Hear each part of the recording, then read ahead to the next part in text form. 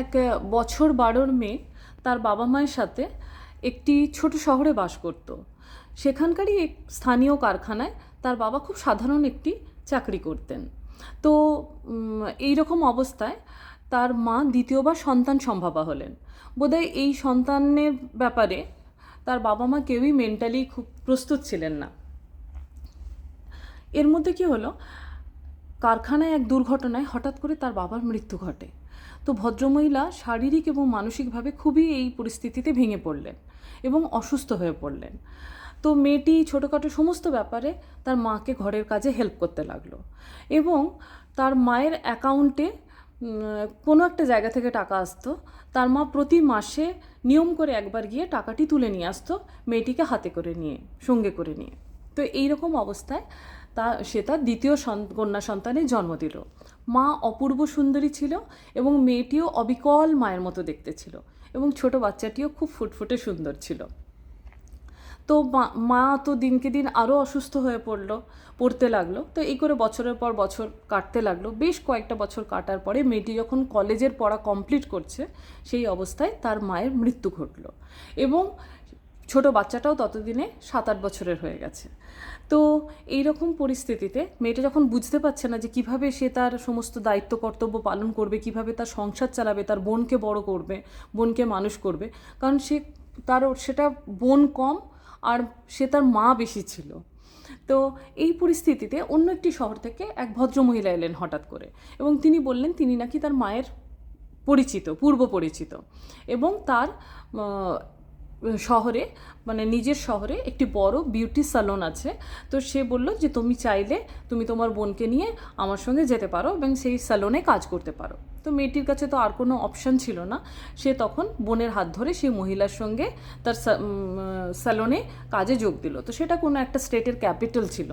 তো সেই কারণে তো খুব এত বড় শহরে সে প্রথমে কখনো আসেনি। চতুর্দিকে আলোর ঝলমলানি, ব্যস্ততা দেখে সে প্রথম অবাক হয়ে গেল এবং স্যালনটিও বিশাল বড় ছিল, সেখানে ধনী লোকেদেরই যাতায়াত ছিল। সেটি একটি ইউনিসেক্স স্যালন ছিল। আর পাশেই কাছাকাছি একটা জায়গায় সে বোনকে নিয়ে একটা ছোট্ট এক কামরা ঘরে ভাড়া নিয়ে থাকতে লাগলো। তো এইরকম পরিস্থিতিতে হঠাৎ করে একদিন 1 মাস হয়ে গেছে, তো একজন ধনী ব্যবসায়ী, সে নাকি সেই শহরের জানতে পারলো সবথেকে ধনী ব্যবসায়ী, সে সেই তাদের স্যালনে এলো এবং এসে কিছুক্ষণ পরেই তার ডাক পড়লো। তাকে তো স্পেশাল ভিআইপি রুমে নিয়ে গিয়ে বসানো হয়েছিল তার মানে যা কিছু সে করাতে চায় তার জন্য। তো মেয়েটি তো প্রথমে ঘাবড়ে গেল, যদিও মেয়েটি খুব করিতকর্মা ছিল কাজে, কিন্তু তাও সবেমাত্র 1 মাস হলো জয়েন করেছে কিন্তু সে যখন গেল তখন দেখলো ভদ্রলোক তাকে দিয়ে কোনো কাজই করালো না, তার পরিবর্তে তার সঙ্গে কিছু গল্প করতে লাগলো, কিছু কথা বলতে লাগলো এবং তারপরে ভদ্রলোক চলে গেল। এরপরে প্রতি সপ্তাহে নিয়ম করে ভদ্রলোক আসতেন 3-4 দিন এবং এই মেয়েটির ডাক পড়তো এবং মেয়েটিকে কিচ্ছু করাতেন না, মেয়েটির সঙ্গে 1 ঘন্টা গল্প করে চলে যেতেন।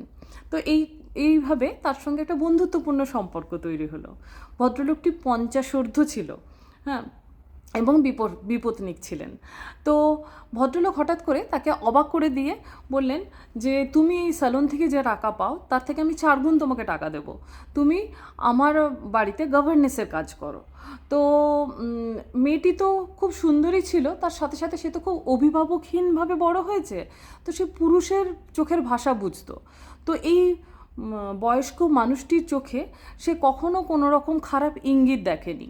তো সে সাহসে ভর করে বোনের হাত ধরে সেই ভদ্রলোকের বাড়িতে গেল এবং বোনটিকে ভদ্রলোক সেই শহরের সবথেকে সেরা স্কুলে ভর্তি করলো এবং সমস্ত মানে একটা মানে ভালো বাড়িতে বাচ্চারা যেরকম যা কিছু মানে এক্সপেক্ট করে মানুষ করার জন্য সব কিছু ফেসিলিটি তাদের দেওয়া হলো, তার বোনকে দেওয়া হলো। তো মেয়েটি তো খুবই খুশি হলো এবং বাড়ি তো নয়, সেটা একটা ছোটোখাটো প্যালেস ছিল।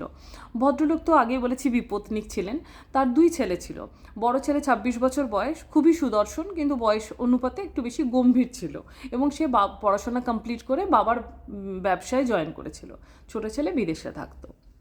তো কিছুদিনের মধ্যেই তাদের মনে হলো এই বাড়িটি তাদের নিজের, মানে এত ভালো ব্যবহার সবার কাছ থেকে এক্সপেক্ট করে, মানে তারা সে যে কাজের জন্য এসেছে সেটা তার আর মনে হতো না, আর সব কিছু মানে সম্ভব হয়েছিল সেই ভদ্রলোকের জন্য। এবং যে গম্ভীর যে তার ছেলেটি, সে তার বোনকে খুব ভালোবাসতো। তো সেই সূত্রে ধীরে ধীরে তার সঙ্গেও তার বন্ধুত্বপূর্ণ সম্পর্ক তৈরি হয়ে গেল। তো একদিন লাইব্রেরির ঘরে পরিষ্কার করতে করতে, মানে বইপত্র দেখতে দেখতে, একটা পুরনো বইয়ের ভেতর থেকে কতগুলো ছবি মাটিতে পড়লো। ছবিগুলো তুলে হাতে নিয়ে তো মেয়েটি হতভম্ব হয়ে গেল। বেশ পুরনো কিছু ছবি, কিন্তু অবিকল যেন তারই ফটো সেই ছবিগুলো। সে তখন ছবিগুলো হাতে নিয়ে দৌড়ে সেই ভদ্রলোকের কাছে গেলেন, গিয়ে বললেন যে আমার ফটো আপনার এখানে কি করে এলো? তখন বললে এই ফটোগুলো তোমার নয়, এই ফটোগুলো তোমার মায়ের। প্রথমে তিনি চুপ ছিলেন, কিছু বলতে চাননি। তারপরে তিনি বললেন, আমার প্রথম যৌবনে, জীবনে আমার একমাত্র প্রেম ছিল তোমার মা। তোমার মাকে আমি খুব ভালোবাসতাম, কিন্তু তোমার মা আমাকে কোনোদিনও ভালোবাসেনি। আমার সঙ্গে কোনো প্রেমের সম্পর্ক তোমার মায়ের কোনোদিনও ছিল না। তোমার মা তোমার বাবাকে ভালোবাসতো। তোমার বাবা মানে খুবই গরিব ছিল, সেই জন্য তোমার মাও খুব মধ্যবিত্ত পরিবারে ছিল। যখন আমার সম্বন্ধটা, মানে আমি এত ধনী ছিলাম, তাতেও যখন তোমার মা এই সম্বন্ধটাতে রাজি হয়নি, তখন তার বাড়ির লোকেরা খুবই আপত্তি করেছিল, এবং আপত্তি করায় তোমার মা এই শহর ছেড়ে তোমার বাবাকে বিয়ে করে ওই তোমরা যেখানে থাকতে আর কি, সেই শহরে গিয়ে নিজের সংসার পেতেছিল। তো এই এত বছরে তোমার মায়ের সঙ্গে আমার কোনো যোগাযোগ ছিল না। কিন্তু যখন তোমার বাবার মৃত্যুর পর যখন তোমার মা খুব অসুস্থ হয়ে পড়লো, যখন তোমাদের মুখে খাবার জোগানো তোমার মায়ের জন্য খুব মানে অসুবিধাজনক হয়ে পড়েছিল, তখন তোমার মা আমাকে একটি চিঠি লিখে, তারপর থেকে আমি নিয়মিতভাবে তোমার প্রত্যেক মাসে আমি টাকা পাঠাতাম, যাতে তোমাদের কোনো রকম অসুবিধা না হয়।